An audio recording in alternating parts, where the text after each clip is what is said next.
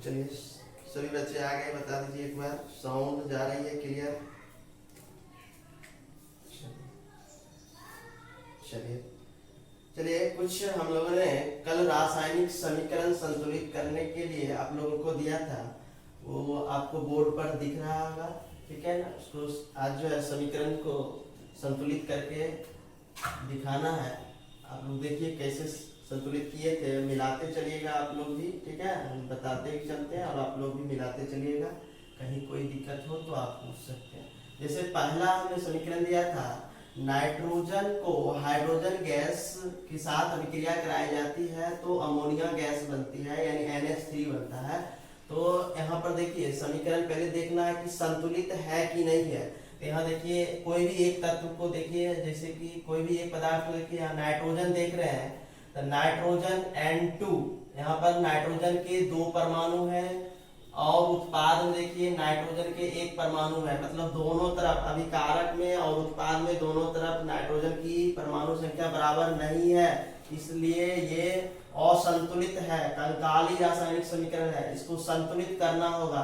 तो बताइए कि किसको पहले संतुलित करें, नाइट्रोजन को कि हाइड्रोजन को। तो हमने बताया कि सबसे ज्यादा वाला पहले करने की कोशिश कीजिए।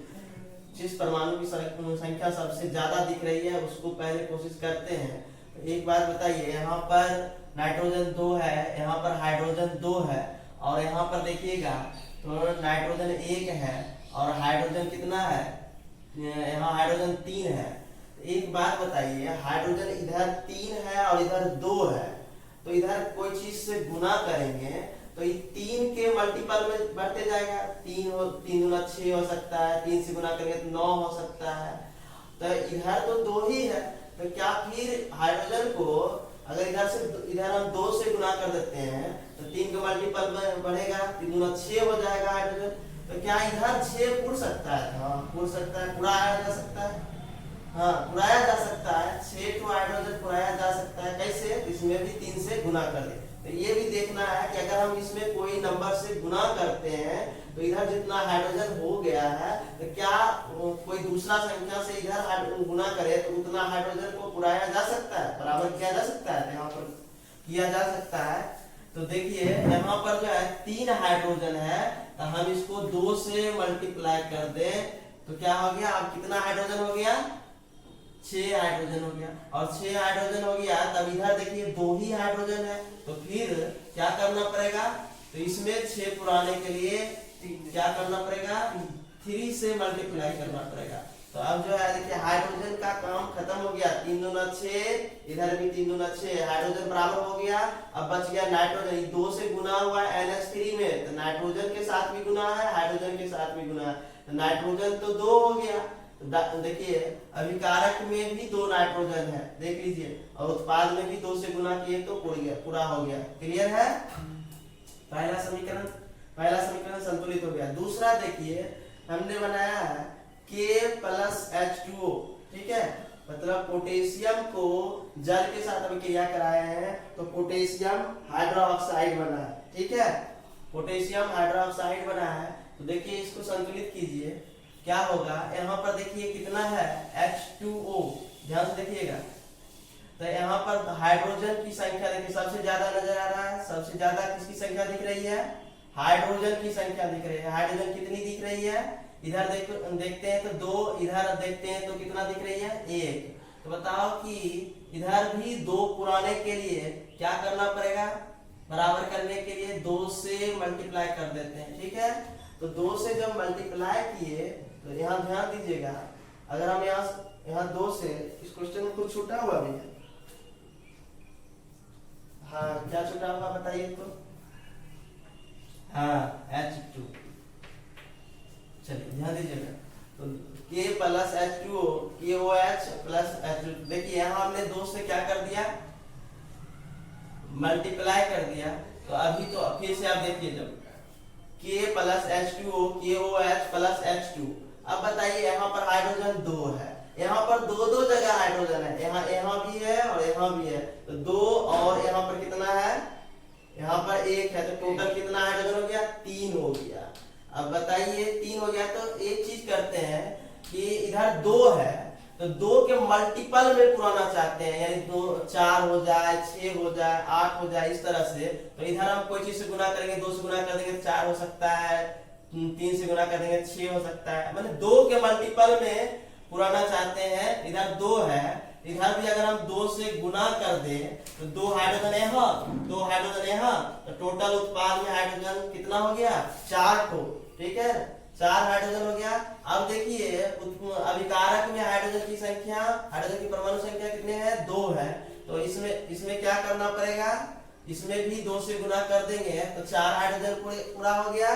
तो अब बताइए हाइड्रोजन का काम खत्म हुआ कि नहीं, दोनों तरफ बराबर हो गया कि नहीं हो गया। चलिए उसके बाद देखिए ऑक्सीजन, इसमें 2 से जब गुना किए तो अब देखिए ऑक्सीजन की क्या स्थिति है। तो ऑक्सीजन 2, यहाँ ऑक्सीजन 2 है, तो यहाँ भी ऑक्सीजन 2। चलिए ऑक्सीजन का भी काम खत्म हो गया। अब देखते हैं पोटेशियम, पोटेशियम इधर देखिए 2 है, पोटेशियम 2 है, लेकिन इधर 1 ही है, इधर भी 2 से गुना कर देंगे तो पूरा हो जाएगा।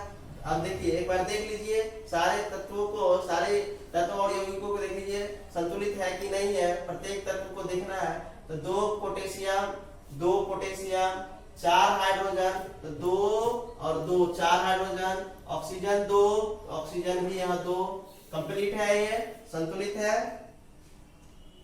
अब देखिए तीसरा समीकरण देखिए, तीसरा समीकरण है अमोनिया गैस को क्लोरीन गैस के साथ अभिक्रिया कराई जाती है तो अमोनियम क्लोराइड बनता है और N2 बनता है, ठीक है। अब देखिए इसको संतुलित कीजिए, सबसे ज्यादा संख्या खोजिए, किस तत्व की संख्या सबसे ज्यादा दिख रही है। यहाँ हाइड्रोजन 3 दिख रही है और यहाँ देखिए हाइड्रोजन, देखने से ही पता चल रहा है कि सबसे ज्यादा परमाणु हाइड्रोजन परमाणु की संख्या है और वो कितना है, उत्पाद में 4 दिख रही है, ठीक है। तो 4 है तो इधर भी सोचते हैं कि 4 हो जाए टोटल, तब न बराबर हो जाएगा। तो इधर 4, इधर तो 3 ही दिख रही है, इधर 4 है, तो कैसे बराबर किया जाए, तो कोई संख्या से गुना करेंगे। और 4 और 3 में कोई कॉम्बिनेशन नहीं बैठ रहा है, क्या चीज से गुना करें। तो इधर अगर हम लोग मान लेते हैं कि 2 से गुना कर दें, 2 से गुना कर देते हैं, सबसे छोटी संख्या से कोशिश करते हैं 2 से, उसके बाद नहीं होगा तो 3 से, उसके बाद नहीं होगा तो आगे बढ़ेंगे, लेकिन सबसे छोटी संख्या से कोशिश करना है पहले। तो अगर हम लोग इधर कितना पुराते, 4 गुना 8। तो एक बात बताइए, 8 तो पुरा देंगे, लेकिन कोई भी संख्या से गुना करेंगे ये 3 में, तो 3 से 8 तो आएगा नहीं, ठीक है ना। तो ऐसा संख्या हम लोग नहीं चुनेंगे जो मान लीजिए कि 3 के मल्टीपल में नहीं आए, वैसा संख्या चुनेंगे जो 3 के मल्टीपल में आए, ठीक है ना। यानी कि उसको गुना करने के बाद वो 3 के मल्टीपल में आ जाना चाहिए। तो हम लोग देखेंगे अगर यहाँ से 3 से गुना करें तो कितना आ जाता है, 4 तिया 12, ठीक है ना, 12। तो यहाँ भी हम लोग 12 पुरा सकते हैं, ठीक है। देख लेते हैं अगर हम लोग यहाँ भी 4 से गुना कर दें तो 12 हो गया, हाइड्रोजन 4 तिया 12, लेकिन यहाँ पर देखिए ध्यान से देखिए हाइड्रोजन भी 4 तिया 12, ठीक है, 12 हो गया। अब दूसरा चीज देखिए तो नाइट्रोजन यहाँ 4 हो गया। एक ही चीज को नहीं लेकर चलना है, बार बार एक चीज को संतुलित करना है तो दूसरा चीज बिगड़ सकता है, तो दूसरे तत्व को भी देखना है साथ साथ। हाइड्रोजन पुरा दिए, लेकिन नाइट्रोजन को देखिए स्थिति, नाइट्रोजन इधर 4 हो गया, लेकिन इधर नाइट्रोजन क्या हो गया, 3, और इधर 2, 5, टोटल 5 नाइट्रोजन हो गया। तो ये भी नहीं चलेगा, इसको भी फिर मिटाना पड़ेगा। चलिए अब उसके बाद देखिए, अब देखिए कि यहाँ नाइट्रोजन 3 है, यानी 1 और यहाँ 2, टोटल 3 है, और इधर नाइट्रोजन 1 है। तो ध्यान रखिए अगर हम लोग क्या करें, यहाँ पर तो 3 से गुना किए, अगर 4 से गुना करें तो 4 से 16, तो 16 हाइड्रोजन नहीं पड़ेगा, 4 से भी गुना नहीं कर सकते हैं, देख रहे हैं ना। हाइड्रोजन 4, यहाँ 4 से गुना करेंगे, यहाँ 16 पुराने के लिए 3 में कोई चीज से गुना करेंगे तो 16 नहीं होगा। 5 से गुना करके देखते हैं, देखिए 5 चौके 20 हाइड्रोजन। फिर अगर इसमें हम लोग अगर कोई संख्या से गुना करेंगे तो 3 को कोई संख्या से गुना करेंगे तो 20 नहीं आ सकता है, तो 5 से भी गुना नहीं होगा, ये देखते चलना है। अगर 6 से गुना कर दें, 6 से, तो कितना हो जाता है, 6 चौके 24। अब 24 पुराने के लिए अब बताइए इस 3 में कोई चीज से गुना करेंगे तो 24 तो आ सकता है। चलिए तो देख लेते हैं 8 से गुना करके, तो 8 ठीक है, 24 हाइड्रोजन इधर भी हो गया और 6 चौके 24 इधर भी कितना हो गया, 24 हाइड्रोजन हो गया। ठीक है, उसके बाद देखिए साथ साथ नाइट्रोजन की स्थिति भी देखिए, यहाँ नाइट्रोजन देखिए 8, यहाँ भी नाइट्रोजन देखिए 6 और +2 8 पूरा हो गया, नाइट्रोजन का भी काम खत्म। अब देख लीजिए क्लोरीन, क्लोरीन कितना है, इधर तो 6 क्लोरीन हो गया लेकिन इधर तो 2 ही क्लोरीन है, तो क्या कोई चीज से गुना करके 6 नहीं पुराया जा सकता है? तो हाँ 2 है तो 3 से गुना कर देंगे, समझ रहे हैं ना, तो ये 6 क्लोरीन भी पूरा हो जाएगा। क्लियर है?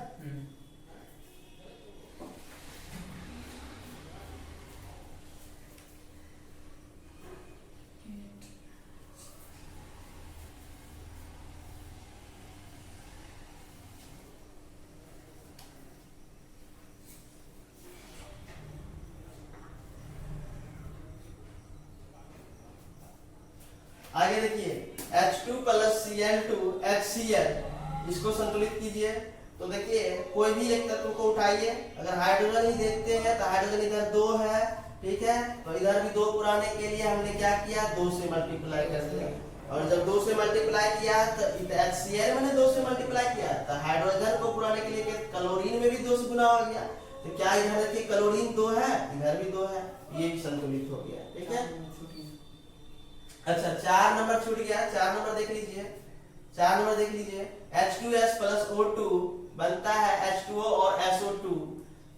बताइए किसको पहले संतुलित करें, तो देखिए ऑक्सीजन को ही पहले संतुलित करें, क्यों, इधर 2 ऑक्सीजन है, इधर देखिए 2 1 3, सबसे ज्यादा ऑक्सीजन की ही संख्या दिख रही है, तो सबसे पहले ऑक्सीजन को ही संतुलित करेंगे। और ऑक्सीजन को संतुलित करने के लिए बताइए यहाँ 2 है, तो यहाँ पर कोई चीज से गुना करेंगे तो हमेशा 2 के गुणज में आएगा, चाहे 2 दूना 4 आएगा, चाहे 2 तिया 6 आएगा, चाहे 2 चौके करेंगे तो 8 आएगा, समझ रहे ना। तो ऐसा कोई इधर जो है, इधर ऑक्सीजन इस तरह से पुराना है कि 2 के मल्टीपल में आ जाए, 2 के गुणज में आ जाए, या तो 4 आ जाए, या तो 6 आ जाए, या तो 8 आ जाए। क्यों ऐसा बोल रहे हैं, क्योंकि यहाँ पर O2 जो है, देख लीजिए O के नीचे 2 लगा हुआ है, O2 है, इसमें कोई चीज से गुना करेंगे, कोई भी संख्या से गुना करेंगे तो वो 2 के मल्टीपल में आएगा, गुणज में आएगा, यानी 2 से गुना करेंगे तो 4 आएगा, 3 से गुना करेंगे तो 6 आएगा, 4 से गुना करेंगे तो 8 आएगा।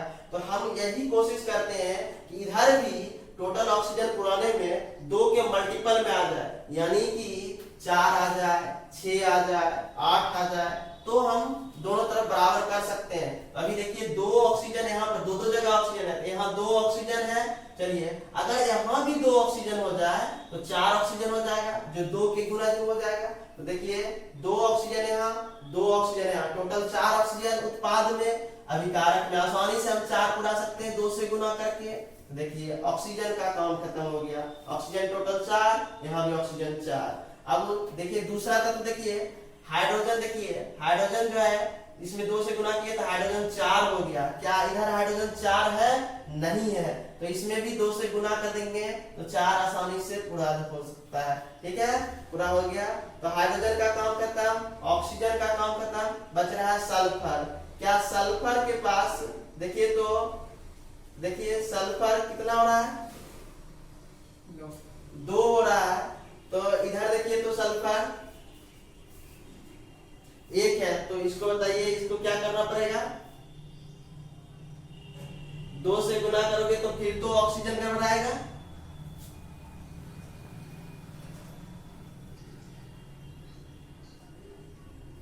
यहाँ देखिए अगर यहाँ पर 2 से गुना कर दे, यहाँ पर 2 से गुना कर दे, चलिए हम कर दिए हाइड्रोजन को, ठीक है, हाइड्रोजन 4 हो गया, हाइड्रोजन 4 हो गया, और बताइए ऑक्सीजन देखिए, ऑक्सीजन देखिए 2, और यहाँ से जब 2 गुना, यहाँ 4 हो गया, लेकिन इधर जब गुना किए हैं तो 2 ऑक्सीजन, यहाँ देखिए 2 दूना 4 ऑक्सीजन, तो 4 दूना 6 ऑक्सीजन हो गया, तो 6 ऑक्सीजन हो गया।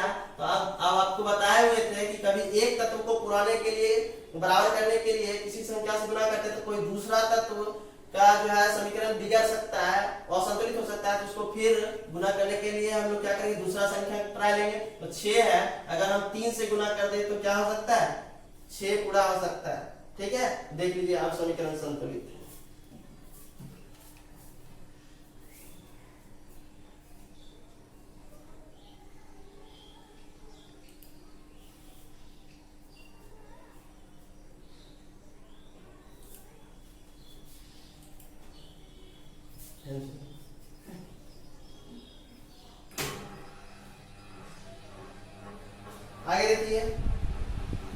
H2 प्लस Cl2 को तो हमने समझा ही दिया।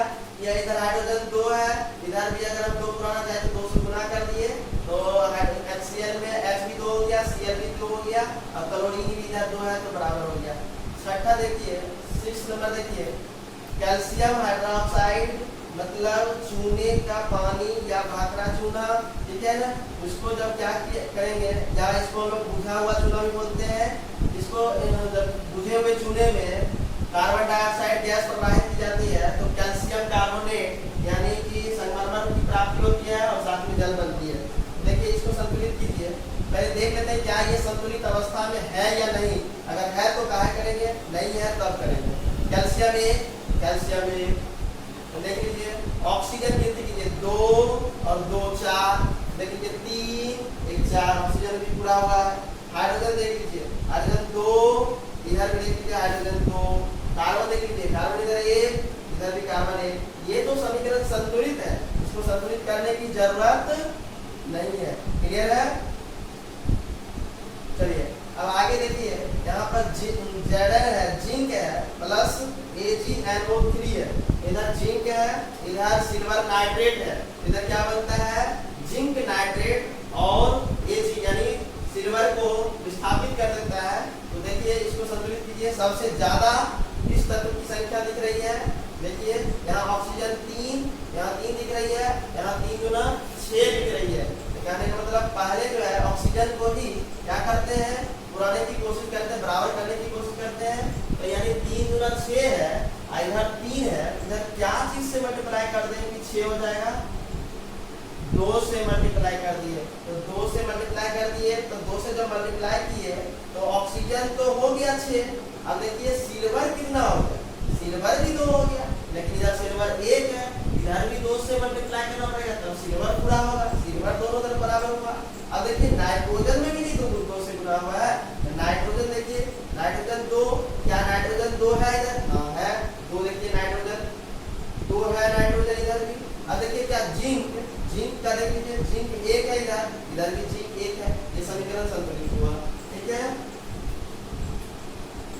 सारे तत्वों की अभिकारक और उत्पादों में परमाणु की संख्या बराबर इसमें प्राप्त हो गया। ठीक है, और देखिए 8वां नंबर क्वेश्चन, यहाँ है aluminium plus cupric chloride CuCl2 और बनता है एल्युमिनियम क्लोराइड और प्लस में कॉपर को विस्थापित कर देता है। तो देखिए क्या होता है, इसमें सबसे पहले किसको करें, क्लोरीन को कर देते हैं, सबसे ज्यादा क्लोरीन ही नजर आ रहा है। Cl3 3 क्लोरीन परमाणु है उत्पाद में, इधर 2 ही है। अब बताइए कि इधर 3 है इधर 2 है तो कॉम्बिनेशन नहीं बैठ रहा है, तो इधर भी कुछ चीज से गुना करना पड़ेगा, इधर भी कोई चीज से गुना करना पड़ेगा, तभी जाकर के होगा। क्योंकि 3 को मल्टीपल में लेकर चलेंगे और 2 को मल्टीपल में लेकर चलेंगे। और देखेंगे कोई ऐसा संख्या आता है जो दोनों के गुणज में हो, तो 3 के भी गुणज में 6 आता है और 2 के गुणज में भी 6 आता है, तो हम लोग 6 पुराने कोशिश करते हैं। देखिए ऐसा हम लोग संख्या पुराने की कोशिश करेंगे जो 3 और 2 दोनों के गुणज में हो, ठीक है, मल्टीपल में हो। यहाँ पर देखिए 3 है तो 2 से गुना कर देंगे 6 हो जाएगा, इधर भी 3 से गुना कर देंगे तो 6 हो जाएगा। तो देखिए इसमें 2 से गुना कर देते हैं 6 हो गया कैलोरी, इसमें 3 से गुना कर देते हैं 6 हो गया कैलोरी। लेकिन अब देखिए 3 से जब यहाँ गुना किए तो कॉपर 3 हो गया, यहाँ भी 3 से गुना कर दीजिए, कॉपर भी 3 हो गया। ठीक है, यहाँ देखिए क्लोरीन इसमें गुना किए थे 2 से, एल्युमिनियम 2 हो गया, यहाँ भी आप 2 से गुना कर दीजिए, एल्युमिनियम भी यहाँ 2 हो जाएगा। क्लियर है? अब हर एक तत्व को देख लीजिए बराबर होगा दोनों तरफ।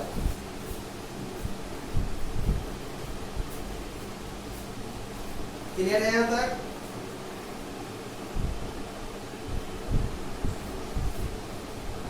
चलिए एक देख लीजिए 9 नंबर BaCl2 बैरियम क्लोराइड को पोटेशियम सल्फेट के साथ अभिक्रिया कराई जाती है तो barium sulphate plus potassium chloride बनता है।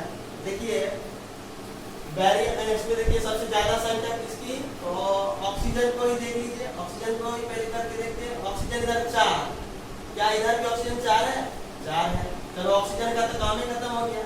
सल्फर भी काम खत्म है, सल्फर भी 1, इधर भी सल्फर 1। बैरियम का भी काम खत्म, बैरियम 1, इधर भी बैरियम 1। लेकिन देखिए किसकी संख्या बराबर नहीं है, तो बराबर नहीं है पोटेशियम की संख्या नहीं बराबर है। क्लोरीन की संख्या भी नहीं बराबर है। अगर हम यहाँ देखिए 2 पोटेशियम है, यहाँ भी 2 से गुना कर दे तो 2 पोटेशियम हो जाएगा। माइक ऑफ कर लीजिए। 2 पोटेशियम यहाँ भी हो जाएगा, ठीक है।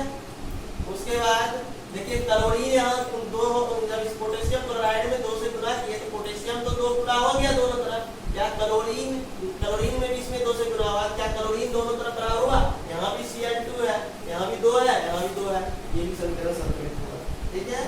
अब देखिए लास्ट 10वां देखिए H2+O2 क्या बनता है? जल बनता है, H2O बनता है।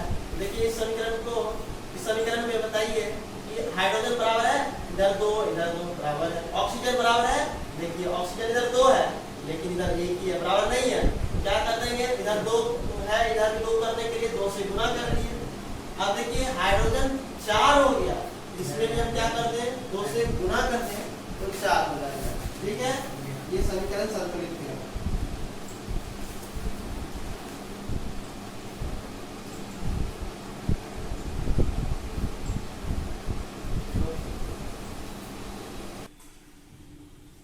देखिए बीजगणितीय विधि से रासायनिक समीकरण को कैसे संतुलित करेंगे, इससे उसका संतुलन होगा, ठीक है। बीजगणितीय विधि से रासायनिक समीकरण का संतुलन कैसे करेंगे वो देखिए, हमने इससे पहले अनुमान विधि से पढ़ लिया। अब देखिए बीजगणितीय विधि से कैसे होगा। तो बीजगणितीय विधि से रासायनिक समीकरण को संतुलित करने के लिए सबसे पहले क्या लिखा जाता है, तो कंकाली समीकरण। स्टेप 1 में आप ध्यान रखिएगा, स्टेप 1 में कंकाली समीकरण लिखेंगे, कंकाली समीकरण लिखेंगे।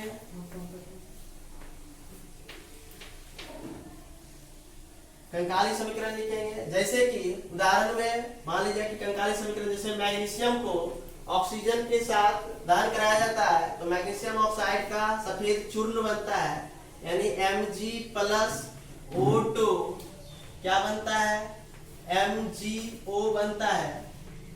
ये कंकाली समीकरण है। कैसे कंकाली समीकरण समझे, देखिए इधर 2 ऑक्सीजन परमाणु है और इधर देखिए क्या है, तो 1 ही ऑक्सीजन परमाणु है। तो कहने का मतलब दोनों तरफ बराबर नहीं हुआ तो कंकाली समीकरण हो गया।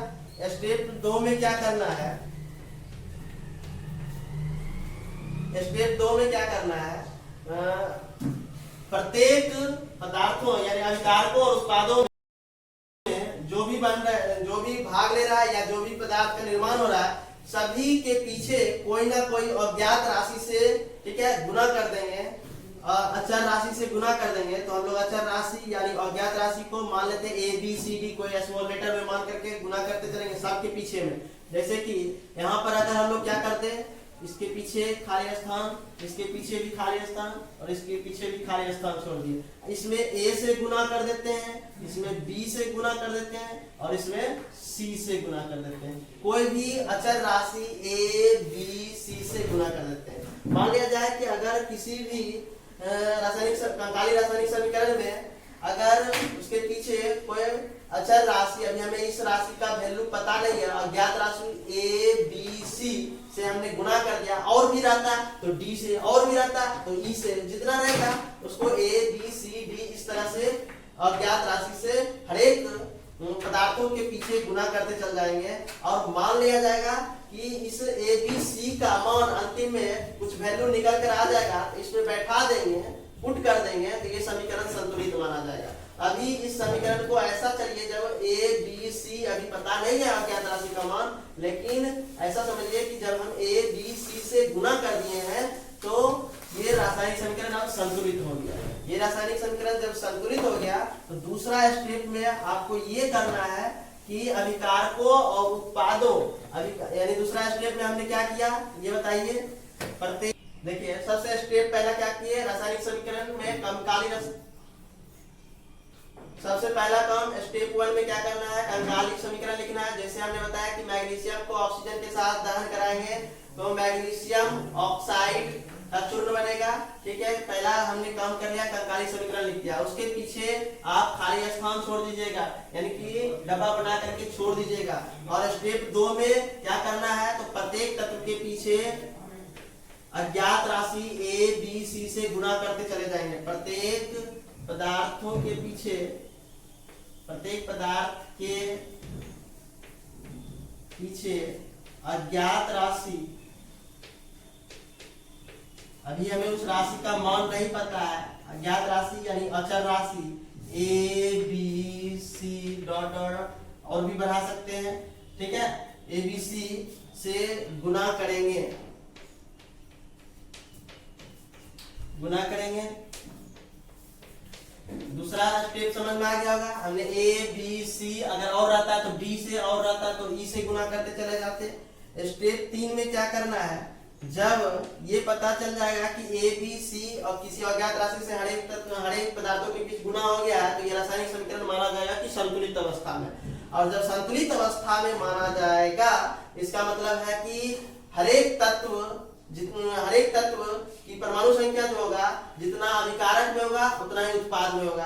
तो कंपेयर करेंगे यानी तुलना करेंगे, प्रत्येक तत्वों का परमाणु संख्या का तुलना करेंगे। तो तीसरा स्टेप में, ठीक है, जब संतुलित मान लेंगे इसको कि एबीसी से गुना कर दिए, संतुलित हो गया है, तो हम इसको क्या करेंगे, हर एक तत्व का अभिकारक और उत्पादों में जो तत्व है उसका परमाणु संख्या का तुलना करेंगे। तो जैसे कि आप देख लीजिए स्टेप तीसरा में क्या लिखेगा, तो प्रत्येक तत्व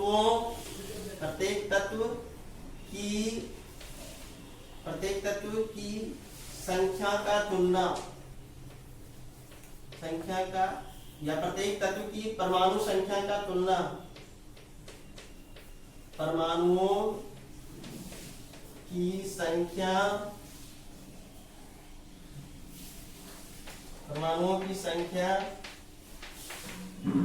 का तुलना मतलब बराबर करेंगे, यहाँ पर संख्या का बराबर करना या तुलना करना, तुलना करेंगे, प्रत्येक तत्व के परमाणुओं की संख्या का तुलना यहाँ पर करेंगे। तुलना में क्या करेंगे, तो देखिए जैसे अभी कारक में, जैसे कि तत्व यहाँ पर लेंगे मैग्नीशियम हम लोग ले रहे हैं, तो मैग्नीशियम में बताइए मैग्नीशियम का अभिकारक में क्या ठो परमाणु है, अगर कोई संख्या पीछे से गुना है देख लो, ठीक है, मैग्नीशियम में कितने परमाणु है,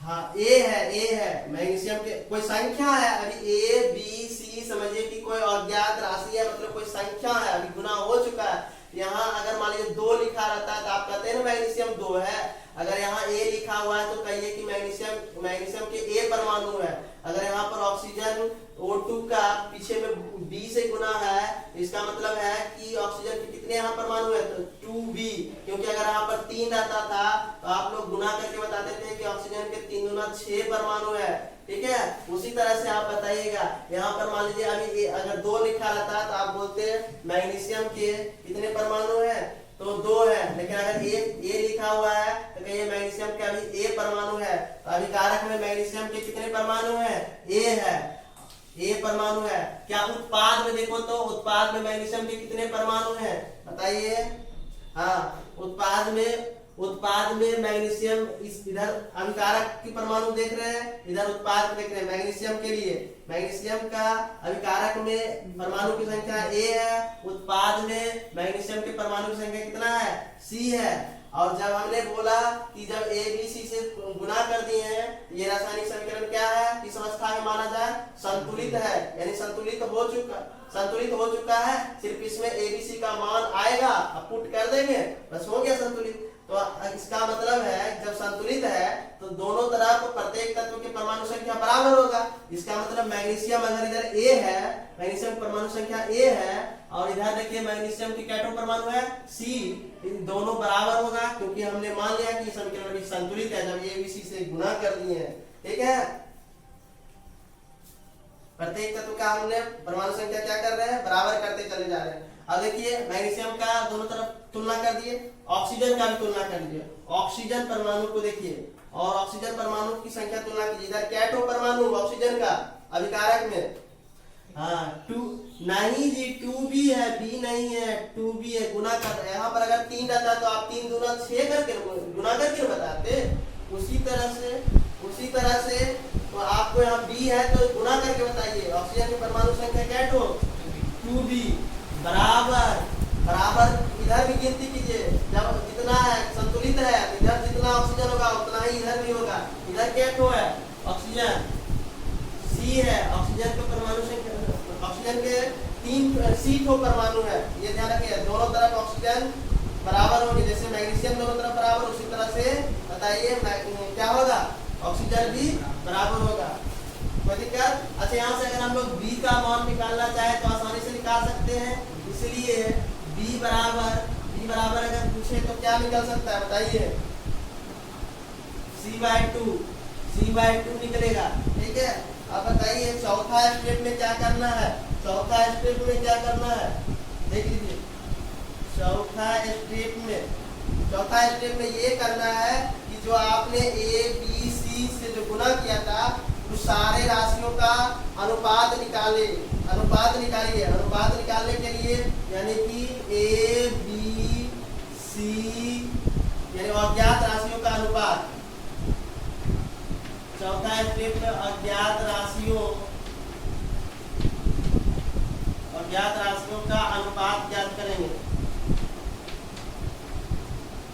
यानी कि यहाँ पर ए अभी 3 राशि है, यानी कि ए अनुपात बी अनुपात सी निकालेंगे। ठीक है, यानी अज्ञात राशि अगर डी रहता तो डी का भी अनुपात निकालते हैं, 3 ही राशि से गुना किए ए बी सी। ठीक है, इस तरह से अनुपात निकालते चल जाएंगे। चौथा काम समझ गए। और अनुपात जब निकाल देंगे तो ध्यान रखिएगा, अनुपात जो निकालेंगे अगर उस अनुपात का मान बटा में आ गया, ठीक है ना, अगर अनुपात का मान बटा में आ गया, ठीक है, भिन्न में आ गया, तो उसको हम लोग पूर्णांक में बदलेंगे।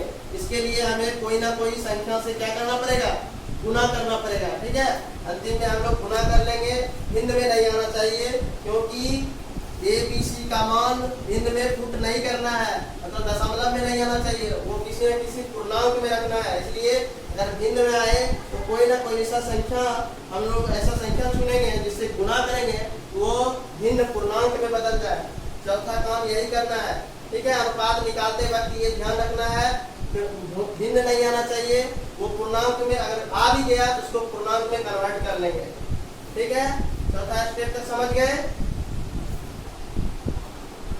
बोलिए। स्टेप समझ गए। स्टेप क्या करना है, पहले कंकाली समीकरण बनाना है, उसके पीछे खाली स्थान छोड़ देना है। दूसरा स्टेप में हमने क्या किया, प्रत्येक पदार्थ के पीछे अज्ञात राशि A B C D E से गुना कर दिया। देखिए गुना किए, ए बी सी और डी से गुना होता है। तीसरा स्टेप में क्या करना है, प्रत्येक तत्व के परमाणु की संख्या का तुलना करेंगे। जब ए बी सी से गुना कर दिया जाता है तो मान लिया जाता है ये समीकरण अभी संतुलित है, सिर्फ ए बी सी का मान रखाएगा, संतुलित अवस्था में आकर के प्राप्त होगा। ठीक है, तो तुलना करेंगे प्रत्येक तत्व का। इधर मैग्नीशियम का परमाणु ए है, देखिए ए पीछे से गुना है, और उत्पाद देखिए पीछे मैग्नीशियम में सी से गुना है, सी हो गया, यानी अभिकारक और उत्पादक प्रत्येक तत्व की संख्या बराबर होगी। इधर मैग्नीशियम ए, उत्पाद में मैग्नीशियम सी, दोनों बराबर होगा। ऑक्सीजन इधर 2b, इधर 2b, तो ऑक्सीजन इधर उत्पाद में कितना c, तो 2b बराबर c। अभिकारक में ऑक्सीजन कितना उतना उत्पाद में, दोनों बराबर किए हैं। ठीक है, इसलिए बराबर की चिन्ह दिए हैं, इसलिए यहाँ से b का मान निकालिए c/2, यानी कि हर एक पद का मान a b c d e कोई भी राशि आ रहा है अज्ञात राशि, उसका मान किसी एक अज्ञात राशि के रूप में बदल लेंगे और अंत में ए बी सी का अनुपात निकाल लेंगे। तो जैसे अभी ए का मान सी के रूप में निकाल लिए, उसी तरह से बी का मान भी सी के रूप में निकालिए। तो देखिए ए का मान भी सी के रूप में रख देंगे, बी का मान भी सी के रूप में रख देंगे, यानी जहाँ ए का मान आएगा वहाँ उसके बदला में सी रख सकते हैं, जहाँ बी आएगा उसके बदला हम c/2 रख देंगे। ठीक है, और जहाँ c है तो सब c के रूप में ही लिखा रहा है, तो c खुद c ही लिखाएगा। अब इसको मिटा दें,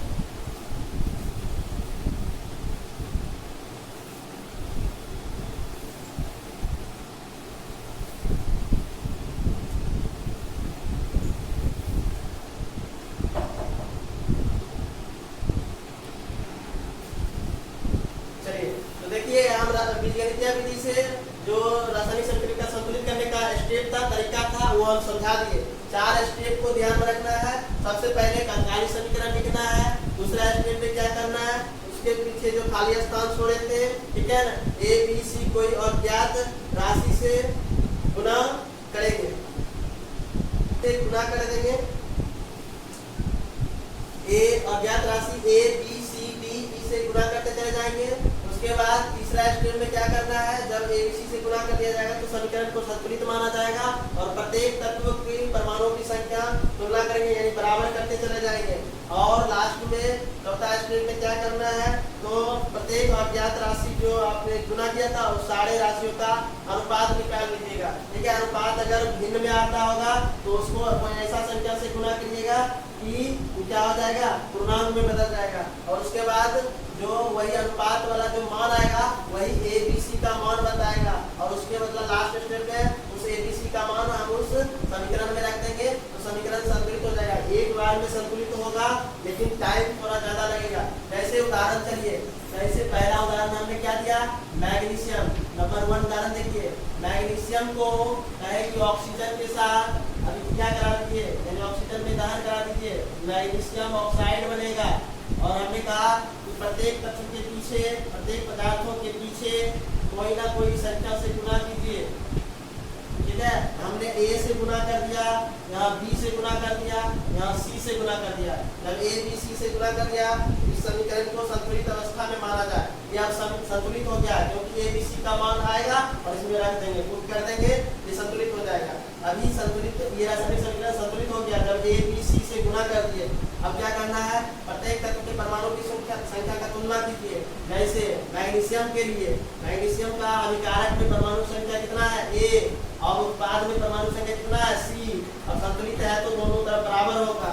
उसी तरह से ऑक्सीजन, ऑक्सीजन का देखिए, ऑक्सीजन कितना है इधर अभिकारक में 2b, और इधर देखिए उत्पाद में कितना है, C2। ऑक्सीजन के C परमाणु है, यानी कि दोनों बराबर होगा, बराबर चिन्ह दे दिए। अगर हम यहाँ से B का मान निकालना चाहे C के रूप में, इसलिए B बराबर C/2 हो जाएगा। ठीक है, उसके बाद देखिए हमने चौथा स्टेप, लास्ट स्टेप बताया था कि सारे अज्ञात राशियों का अनुपात निकालना है, अर्थात इसलिए हम लोग अंतिम में A अनुपात B अनुपात C, यानी सारे राशियों का अनुपात, अगर B रहता तो B का भी अनुपात निकालते। ठीक है, अनुपात निकालने के लिए देखिए क्या करेंगे, A के बदलाव हम C रख सकते हैं कि नहीं रख सकते हैं, पहले ही हमने प्राप्त कर लिया है। या इसको हम समीकरण मान लें, समीकरण 1, समीकरण 2। अब देखिए समीकरण 1 और 2 का सहारा लेते हुए ए बी सी का मान रखते चलेगा किसी एक राशि के रूप में। ए के बदलाव C लिख दीजिए। ठीक है, C अनुपात B के बदलाव बताइए, B का मान पहले से ही C के रूप में निकाल के रखे हुए। समीकरण 2 में देखिए B के बदलाव क्या लिखते हैं, C/2 लिख देते हैं अनुपात। और C का तो जिसको A का मान C के रूप में ले गए, B का मान C के रूप में ले गए, तो C को कोई वैल्यू नहीं रखना, C को C के रूप में रखना है। ठीक है, यानी ये काम आप कर सकते हैं कि नहीं कर सकते, इतना A का मान C के रूप में बदल के रख लिए, B का मान भी C के रूप में बदल करके रख लिए, और C के ही रूप में सब लिख रहे हैं तो C का मान C रहेगा। ठीक है, अब देखिए इसको अगर हम सब में C है तो इसका मतलब है कि हम C सबसे हटा दें या C में हर एक राशि में C से भाग दे दें तो सब में से C निकल जाएगा। तो क्या बचेगा बताइए, क्या बचेगा, यहाँ C से भाग, यहाँ भी C से भाग, यहाँ से भी C से भाग, यहाँ बचेगा 1, यहाँ C से भाग दे देंगे तो 1 बचेगा अनुपात, यहाँ C से भाग दे देंगे तो क्या बचेगा 1/2। यहाँ देखिए, यहाँ जब अनुपात, यहाँ भी C से भाग दे देंगे तो क्या बचेगा बताइए, 1 बचेगा।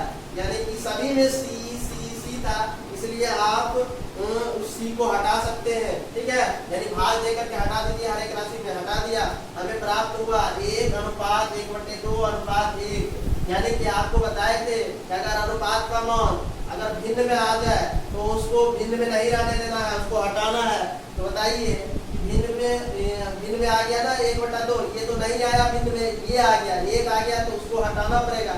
अब क्या चीज से गुना करना पड़ेगा, तो देखिए आपको एलसीएम यहाँ देखना होगा। यहाँ 1 के नीचे क्या है, नहीं पूछा था 1 है, यहाँ 1 के नीचे नहीं पूछा क्या है 1 है, यहाँ 1 के नीचे क्या है 2 है, यानी 1 2 1, यानी इसका एलसीएम ले तो कितना होगा 2। तो हर एक में 2 से गुना कर दीजिए, अपने आप जो है क्या हो जाएगा, ये 2 नीचे वाला खत्म हो जाएगा। ठीक है, तो यहाँ पर हम लोगों को क्या करना पड़ेगा, 2 से गुना करना पड़ेगा। 2 से गुना करने पर 2 से गुना करने पर भिन्न को हटाने के लिए, पूर्णांक में बदलने के लिए हमें 2 से गुना करना पड़ेगा। तो हर एक राशि में 2 से गुना करना पड़ेगा। ठीक है। तो 2 यहाँ गुना करेंगे 2 से कितना हो जाएगा, 2 गुना 1 2 अनुपात यहाँ 2 से गुना करेंगे कितना हो जाएगा बताइए, 2 गुना 1/2 करेंगे कितना, 2 गुना 1/2 करेंगे 1 हो जाएगा, 2 तो कट ही नहीं जाएगा, कैंसिल हो जाएगा। फिर अनुपात, फिर बताइए अगर हम लोग यहाँ भी 2 से गुना करेंगे, हर एक राशि में जब 2 से गुना कर रहे हैं, हालांकि हटाना है इसको 2, लेकिन जब 2 से गुना करेंगे तो हर एक में गुना करना पड़ेगा, नहीं तो ये सोचिएगा कि हम इसको खाली अकेला 2 से गुना कर दें तो गलत हो जाएगा। आप 1 को हटाने के लिए हर एक में गुना करना पड़ेगा 2 से, तो 2 से हम सब राशि में गुना कर रहे हैं, यहाँ 2 हो गया, यहाँ से 2 से गुना किए कट के हट गया 2, और यहाँ 2 गुना करना पड़ेगा तो 2 यहाँ हो जाएगा, ठीक है। यानी कि 2 अनुपात 1 अनुपात 2, आप किस चीज का अनुपात निकाल रहे थे, A अनुपात B अनुपात C, यानी उसका अनुपात निकल करके आ गया पूर्णांक में 2 अनुपात 1 अनुपात 2। इसलिए अब यहाँ से तुलना कीजिए, पहला राशि पहला का वैल्यू बताएगा, पहला वैल्यू पहला राशि का, दूसरा वैल्यू दूसरा राशि का, तीसरा वैल्यू तीसरा राशि का मान बताएगा। इसलिए तुलना कीजिएगा, A बराबर 2 B बराबर 1 C बराबर 2, यानी कि आप इसमें आप गुना कर दीजिए, अब इसमें रख दीजिए एक जगह पर, इस समीकरण देखिए एक जगह पर कितना रखना है, एक जगह पर कितना रखना है 2 रखना है, प्लस B की जगह पर कितना रखना है, एक रखने की जरूरत है, एक रखने की जरूरत नहीं है, जब 1 आए तो 1 नहीं रखना है, ठीक है ना। एक से गुना करे या नहीं करे कोई फर्क नहीं पड़ता है, ठीक है। अब C देखिए मैग्नीशियम ऑक्साइड, अब क्या करें, C की जगह पर कितना रखना होगा, यहाँ C है, C की जगह पर 2, अब देख लो ABC का मान अंतिम में निकल कर आ गया, और उस ABC का मान इस समीकरण में हमने पुट कर दिया। अब देखो क्या समीकरण संतुलित है कि नहीं है, इधर 2 मैग्नीशियम, इधर भी 2 मैग्नीशियम, इधर 2 ऑक्सीजन, इधर भी 2 ऑक्सीजन, तो बताइए समीकरण संतुलित हुआ। लेकिन ये किस विधि से हुआ, अनुमान विधि से किए कि बीजगणितीय विधि से हमने किया, तो ये थोड़ा ये प्रक्रिया लंबा होता है, लेकिन एक बार में निकलता है, सही वैल्यू निकलता है, ठीक है। लेकिन इस प्रक्रिया से आपको परीक्षा में नहीं बनाना है, समझ गए, ये सिखाने के लिए सिर्फ समझा दिए, लेकिन एग्जैक्ट अगर एक बार में निकालना चाहोगे तो इस वैल्यू से आप निकाल सकते हैं, ठीक है। अनुमान विधि में क्या होता है, बार बार तुक्का लगाना पड़ता है, हो सकता है पहले स्टेप में नहीं हो, दूसरा स्टेप लेना पड़ता है, तीसरा स्टेप लेना पड़ता है, लेकिन इसमें क्या करना पड़ता है, एक ही बार में सारा रूल से चलोगे, जैसे जैसे स्टेप बताए और अनुपात में निकल कर आएगा, अंतिम में पुट कर दो, समीकरण संतुलित अवस्था मिलेगा। क्लियर है।